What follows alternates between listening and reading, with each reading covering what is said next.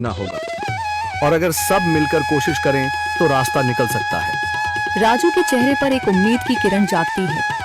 हाँ बाबा जी, अगर सब मिलकर काम करें तो हम पानी ढूंढ सकते हैं। हमने पहले कभी ये कोशिश ही नहीं की। लेकिन इतनी कठिन जमीन में नया कुआं खोदना आसान नहीं। मुश्किल जरूर है, नामुमकिन नहीं।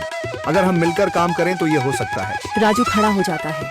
उसकी आंखों में एक नई रोशनी है। तो फिर हम कल से काम शुरू करेंगे। मैं गांव के सभी युवाओं को इकट्ठा करूंगा। हम मिलकर नया कुआं खोदेंगे। यह कहते हुए वह शामू के साथ गांव के दूसरे युवाओं को बुलाने के लिए निकल पड़ता है। कहीं दूर से गरज की हल्की सी आवाज आती है, जैसे आकाश ने उनकी उम्मीदों की गवाही दे दी हो।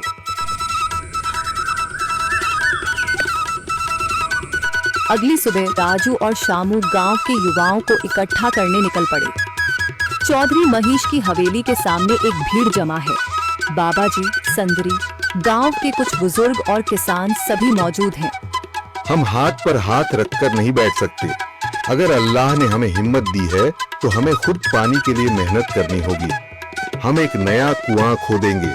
लेकिन राजू, क्या हमें यकीन है कि वहाँ पानी मिलेगा?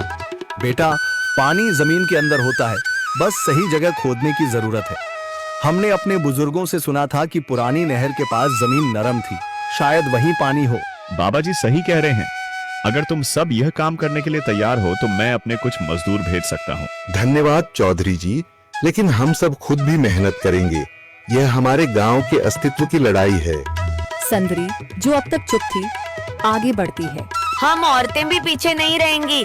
हम पानी लाने की व्यवस्था करेंगी, खाना बनाएंगी, ताकि तुम सब आराम से काम कर सको। यही हिम्मत चाहिए थी संदर। पूरा गांव एक नई उम्मीद के साथ कुआं खोदने की तैयारी में जुट जाता है। दूसरी ओर कुआं खोदने का काम शुरू हो चुका है। राजू, शामू और दूसरे युवा बेलचे चलाने लगते हैं। मिट्टी बाहर निकाली जाने लगती है।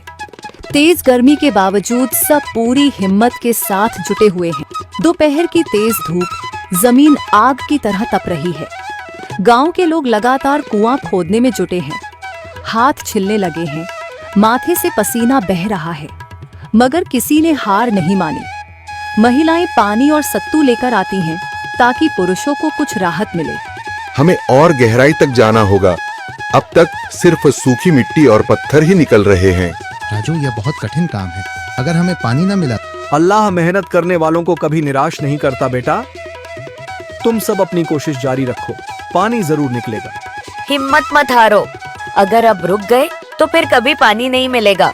सभी फिर से जोश में आकर काम में जुट जाते हैं, मगर सूरज की तपिश बढ़ती जा रही है और कई लोगों की सांसें तेज चलने लगती हैं। तभी एक तरफ से रामलाल और उसके आदमी हंसते हुए आते हैं। अरे भाई, तुम्हें लगता है कि जमीन तुम पर रहम करेगी? हाँ हाँ, ना समझ लोग, ये सब बेकार की मेहनत है। रामलाल, हमारा हौसला मत तोड़ो। अगर तुम मदद नहीं कर सकते तो कम से कम मजाक भी मत उड़ाओ। मदद? हाँ, मैं अपने कुएं का पानी बेच सकता हूँ, मगर मुफ्त में नहीं दूंगा। राजू सब अनसुना कर फिर काम में लग जाता है।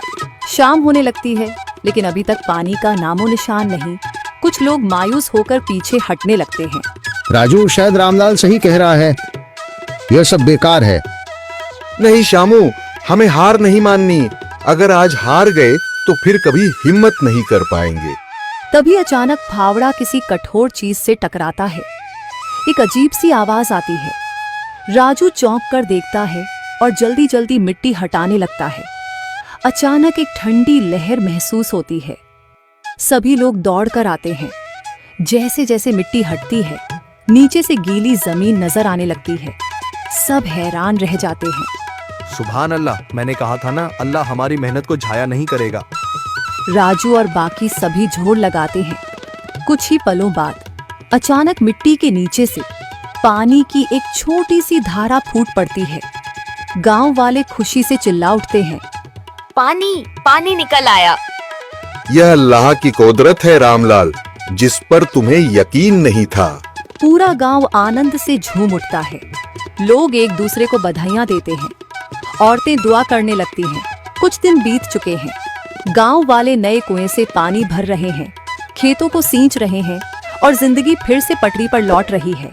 मगर रामलाल अब भी अपनी